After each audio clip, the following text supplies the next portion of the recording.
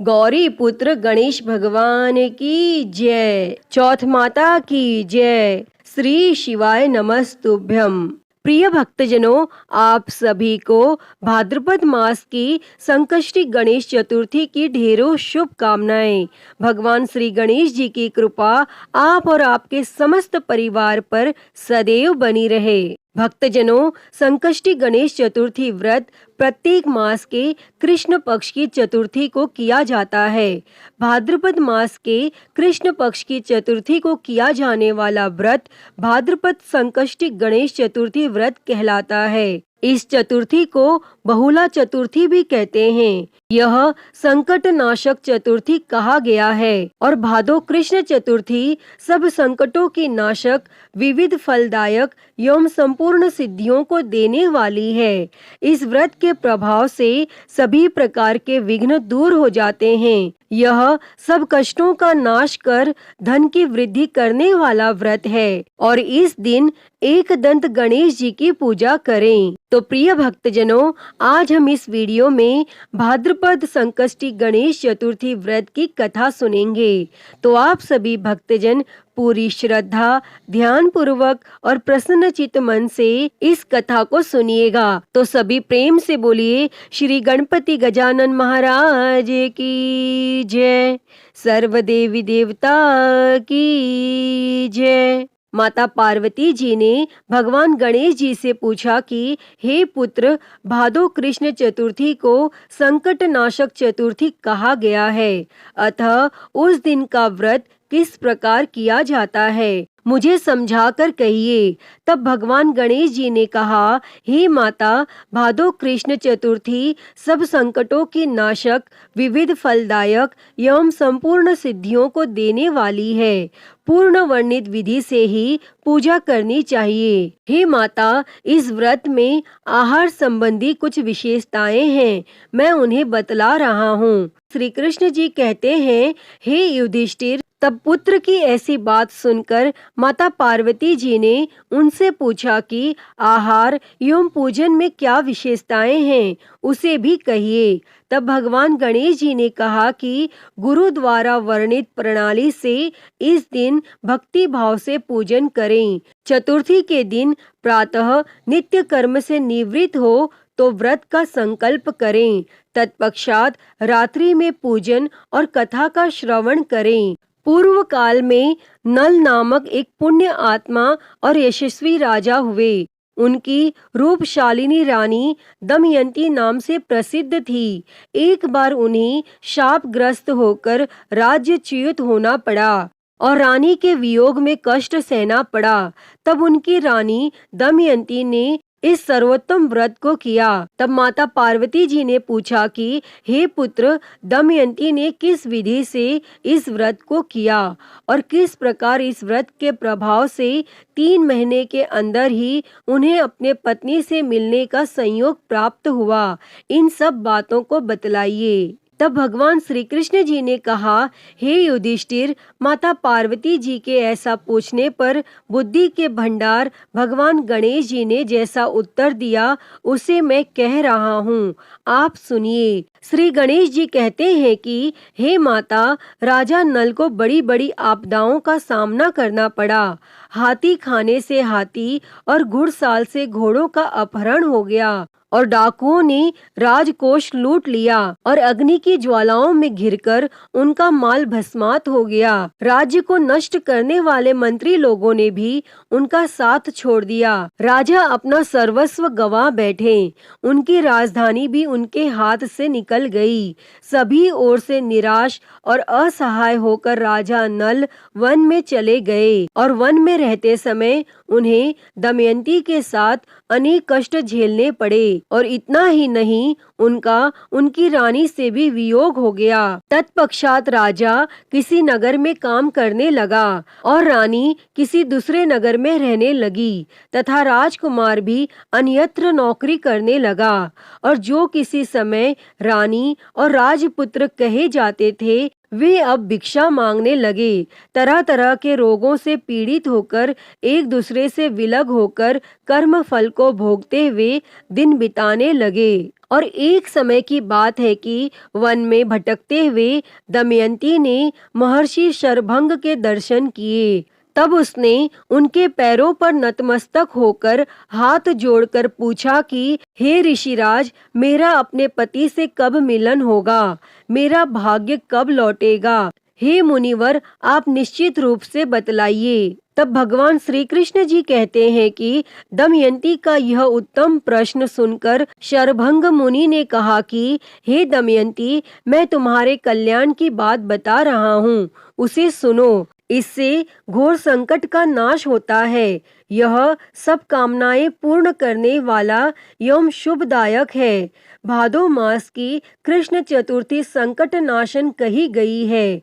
इस दिन नर नारियों को एक दंत गजानन की पूजा करनी चाहिए। विधि पूर्वक व्रत एवं पूजन करने से ही हे रानी, तुम्हारी संपूर्ण इच्छाएं पूरी होंगी और 7 महीने के अंदर ही तुम्हारा पति से मिलन होगा। यह बात मैं निश्चय पूर्वक कहता हूँ। तब गणेश जी कहते हैं कि शरभंग मुनि का ऐसा आदेश पाकर दमयंती ने भादो की संकट नाशिनी चतुर्थी व्रत प्रारंभ किया और तभी से बराबर प्रति मास गणेश जी का पूजन करने लगी। और 7 ही महीने में हे राजन, इस उत्तम व्रत को करने से उसे अपने पति, राज्य, पुत्र और पूर्वकालीन वैभव आदि की प्राप्ति हो गई। तब आगे भगवान श्री कृष्ण जी कहते हैं कि हे युधिष्ठिर, इसी प्रकार इस व्रत को करने से आपको भी राज्य की प्राप्ति होगी और आपके सभी शत्रुओं का नाश होगा।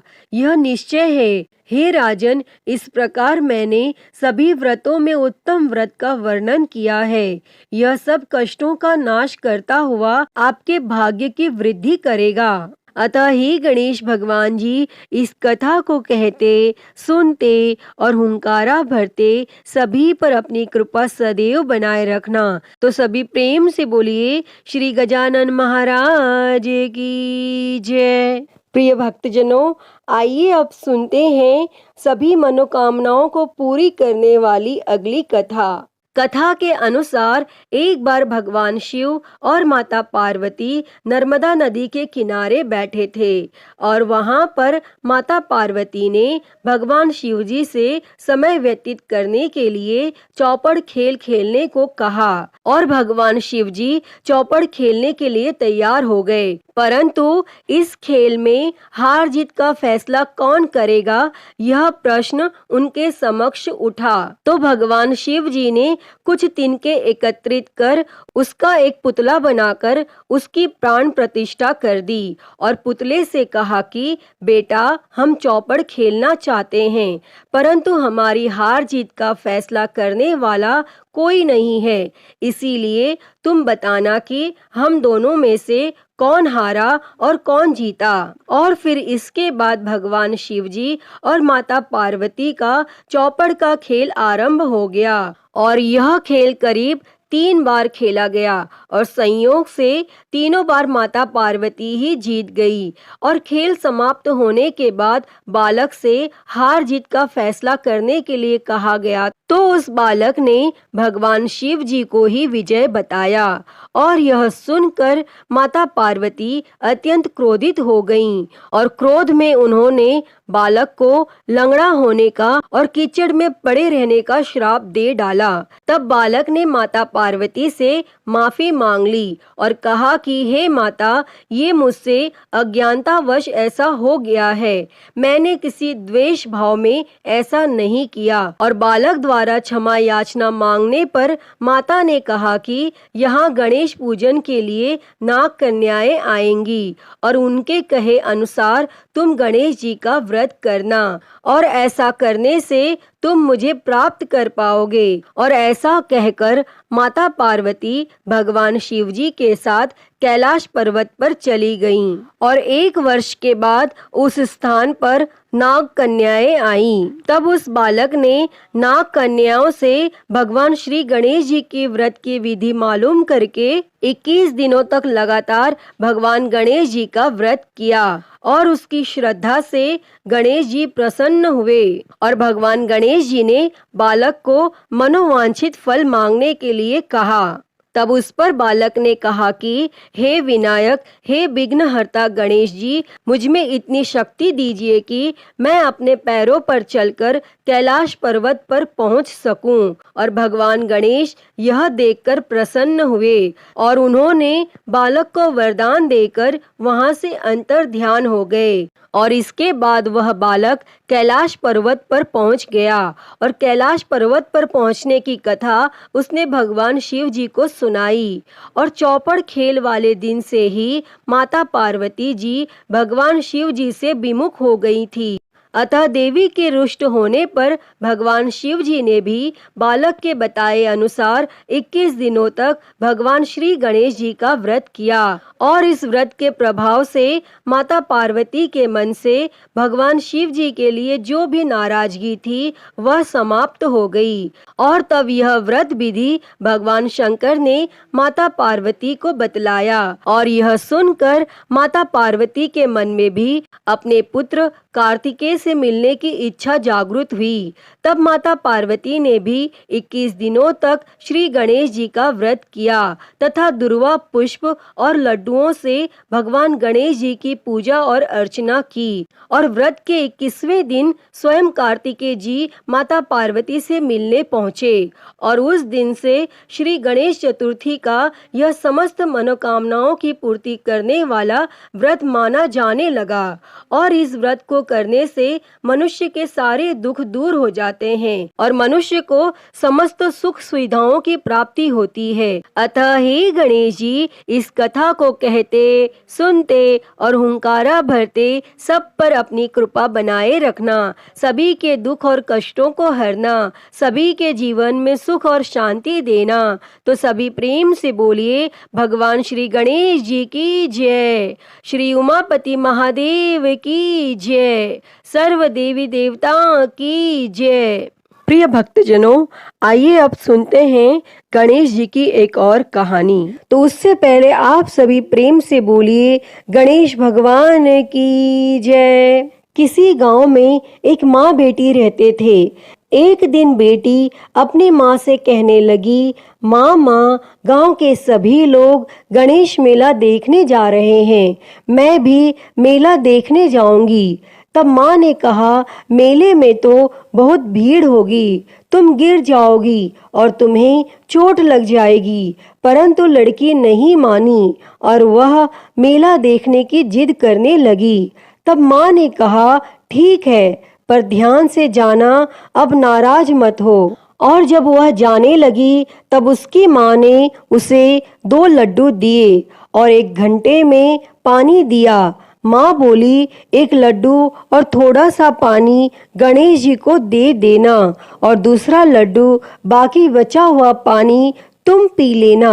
और फिर लड़की लड्डू और पानी लेकर मेले में चली गई और शाम होने पर गांव के सभी लोग वापस आ गए, लेकिन लड़की वापस नहीं आई और वह मेले में गणेश जी की मूर्ति के पास बैठ गई और कहने लगी कि 1 लड्डू और पानी आपके लिए और दूसरा लड्डू और बाकी बचा हुआ पानी मेरे लिए। अब आप जल्दी से अपना लड्डू खा लो और पानी पी लो, ताकि मैं भी अपना लड्डू और बाकी बचा हुआ पानी पी सकूं। और इस तरह कहते कहते पूरी रात बीत गई और गणेश भगवान सोचने लगे कि अगर मैंने यह लड्डू नहीं खाया और पानी नहीं पिया तो यह लड़की अपने घर नहीं जाएगी। इसीलिए गणेश भगवान एक छोटे से लड़के के वेश में आ गए और उन्होंने उस लड़की से 1 लड्डू लेकर खा लिया और साथ ही थोड़ा सा पानी भी पी लिया। और फिर वह कहने लगे, तुम्हें जो चाहिए वह मांग लो। तब लड़की सोचने लगी कि क्या मांगू, अन्न मांगू, धन मांगूं या फिर खेत मांगूं या महल मांगूं या फिर अपने लिए एक अच्छा सा वर मांग लूं, मुझे तो कुछ समझ नहीं आ रहा है। और वह सोच ही रही थी कि गणेश भगवान उसके मन की बात को जान गए और उन्होंने लड़की से कहा, तुम अपने घर जाओ, जो भी तुमने अपने मन में सोचा है वह सब तुम्हें मिल जाएगा। और फिर वह लड़की अपने घर चली गई और जब वह घर पहुंची तो माँ ने पूछा, इतनी देर कहाँ हो गई? तब लड़की बोली, आपने जैसा कहा था मैंने वैसा ही किया। मैंने एक लड्डू और थोड़ा सा पानी गणेश जी को पिला दिया और दूसरा लड्डू और बचा हुआ पानी खुद पी लिया। और उसके इतना कहते ही लड़की ने जो सोचा था वह सब उसे मिल गया। अतः हे गणेश भगवान जी, जैसे आपने उस लड़की और उसकी माँ पर कृपा की, वैसी ही कृपा इस कहानी को कहते, सुनते और हुंकारा भरते सब पर करना। कथा अधूरी हो तो पूरी करना, पूरी हो तो मान रखना। तो प्रेम से बोलिए गणेश भगवान की जय। प्रिय भक्तजनों, आइए अब सुनते हैं गणेश जी की एक और कहानी। एक समय की बात है, किसी गांव में एक ब्राह्मण और ब्राह्मणी रहते थे। वह ब्राह्मण हर रोज सुबह उठकर गंगा जी में नहाने जाता और आकर गणेश भगवान की पूजा करता था, लेकिन उसकी पत्नी को यह पूजा अच्छी नहीं लगती थी। वह हर रोज ब्राह्मण से कहती कि तुम सुबह सवेरे ही पूजा करने बैठ जाते हो और मैं घर का काम काज झाड़ू बुहारी कब करूं? लेकिन वह ब्राह्मण उसकी बात को अनसुना कर देता। एक दिन ब्राह्मण गंगा जी में नहाने गया। पीछे से उसकी पत्नी ने भगवान गणेश जी की मूर्ति को छिपा दिया। तब ब्राह्मण ने आकर पूछा, मेरी गणेश जी की मूर्ति कहाँ गई? तब ब्राह्मणी ने कहा, मुझे नहीं पता कि आपकी मूर्ति कहाँ है। और उस दिन ब्राह्मण ने खाना नहीं खाया और कहा, मैं तो गणेश भगवान की पूजा करके ही खाना खाऊंगा। ब्राह्मणी ने ब्राह्मण को बहुत समझाया कि खाना खा लो, पर ब्राह्मण ने खाना नहीं खाया और वह रोने लग गया। और दोनों को लड़ते झगड़ते देखकर गणेश जी की मूर्ति हंसने लगी। तब ब्राह्मणी ने गुस्से में आकर कहा, तुम्हारी मूर्ति वहां पर पड़ी है। और मूर्ति के मिलने पर ब्राह्मण ने गणेश भगवान की पूजा की और उसकी पूजा से प्रसन्न होकर भगवान गणेश जी बोले, मेरी सेवा करते करते तुम्हें बहुत दिन हो गए, जो तुम्हें चाहिए वह मांग लो। तब ब्राह्मण ने कहा, अन्न मांगू, धन मांगू, जितना दुनिया में सुख है सारा मांगू। तब गणेश भगवान ने ब्राह्मण को धन धान्य और सारा सुख प्रदान किया। और फिर से ब्राह्मण गणेश भगवान की मूर्ति को मंदिर में रखकर पूजा करने लगा।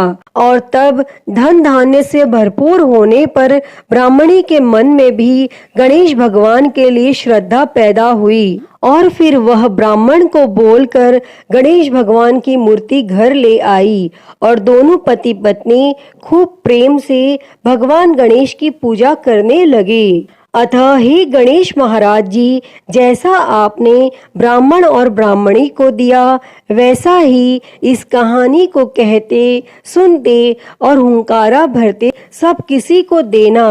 कहानी अधूरी हो तो पूरी करना। तो सभी प्रेम से बोलिए गणेश जी महाराज की जय। तो प्रिय भक्तों, मैं उम्मीद करती हूँ कि आपको यह गणेश जी की कहानी पसंद आई होगी। और अगर यह कहानी अच्छी लगी हो तो इस वीडियो को लाइक करें, ज़्यादा से ज़्यादा शेयर करें और कमेंट बॉक्स में गणेश महाराज की जय लिखना ना भूलें। और हरिहर भक्ति चैनल को सब्सक्राइब कर नोटिफिकेशन बेल को ज़रूर ऑन कर लें। हर हर महादेव। धन्यवाद।